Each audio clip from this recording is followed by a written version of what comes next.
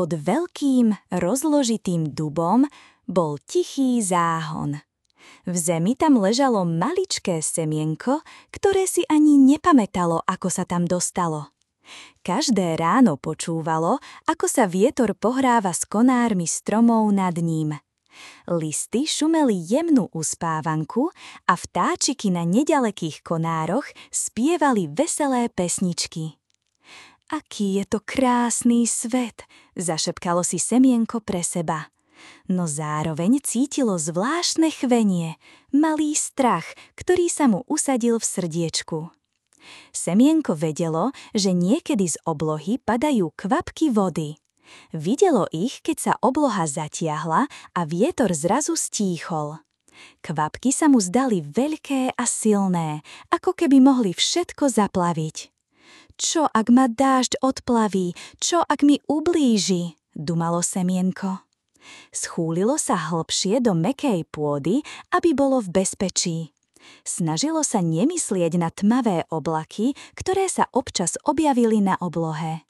No jeho malý strach rástol vždy, keď sa na horizonte ukázal tieň hustých mrakov. Semienko bolo zvedavé, ale zároveň veľmi opatrné.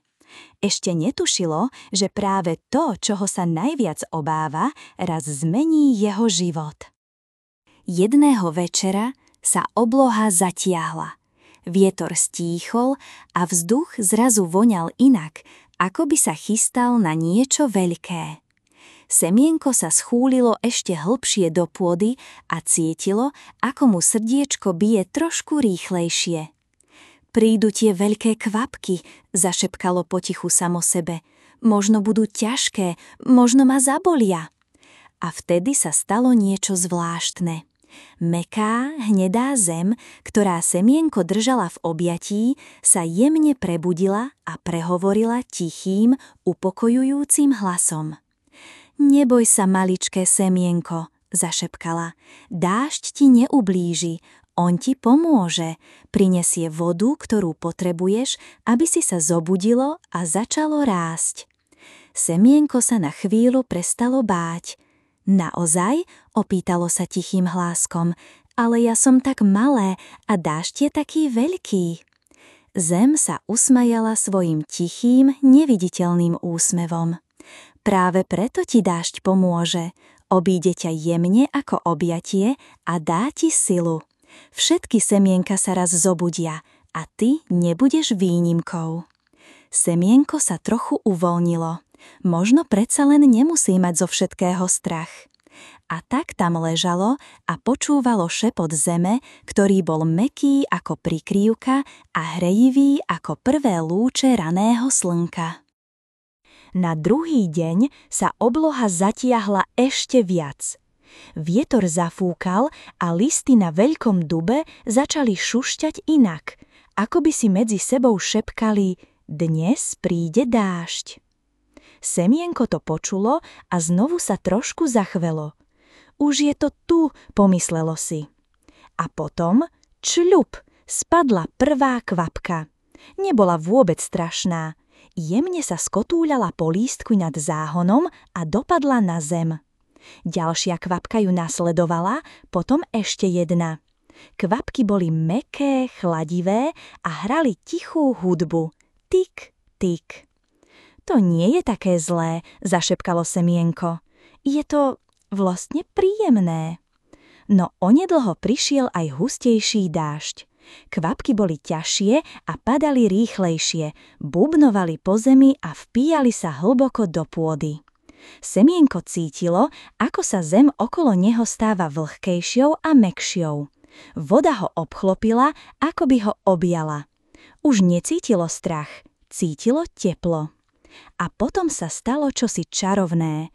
Jeho malá pevná škrupinka jemne praskla, krč a zrazu z nej vykukol drobný zelený klíček. Čo to je? Zasmialo sa semienko. Teraz už skôr zvedavé, než bojazlivé.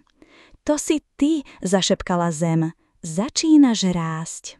Semienko tomu nemohlo uveriť. Všetok strach sa zrazu premenil na radosť. Každým dňom sa malý klíček dvíhal vyššie a vyššie. Spočiatku bol taký tenký, že by ho mohol zohýbať aj jemný dánok. Ale Klíček bol odvážny. Aj keď sa ešte len učil stáť, každý deň sa vystrel trošku viac. Zo stonky vyrašil prvý lístoček. Bol maličký, svetlo-zelený a trochu sa triasol, keď sa ho dotkol vietor. Ahoj, svet, zašepkal lístoček, aké je to tu hore krásne.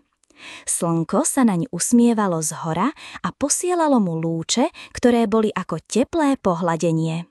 Klíček cítil, ako mu slnečná energia dodáva silu, ako keby mu hovorila rasti, maličký, rasti.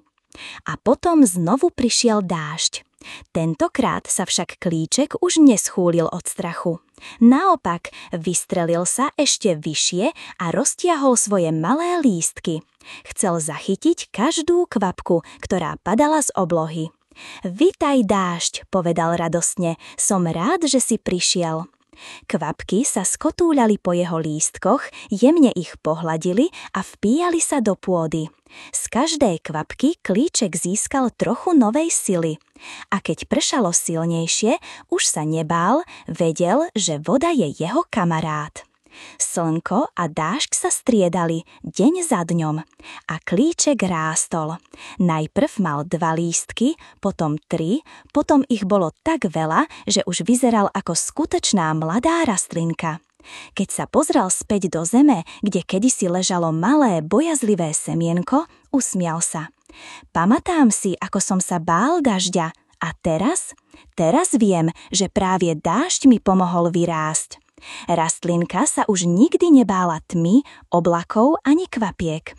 Namiesto strachu cítila vďačnosť za každý lúč, za každú kvapku, za každý nový deň, ktorý jej pomohol stať sa tým, čím mala byť.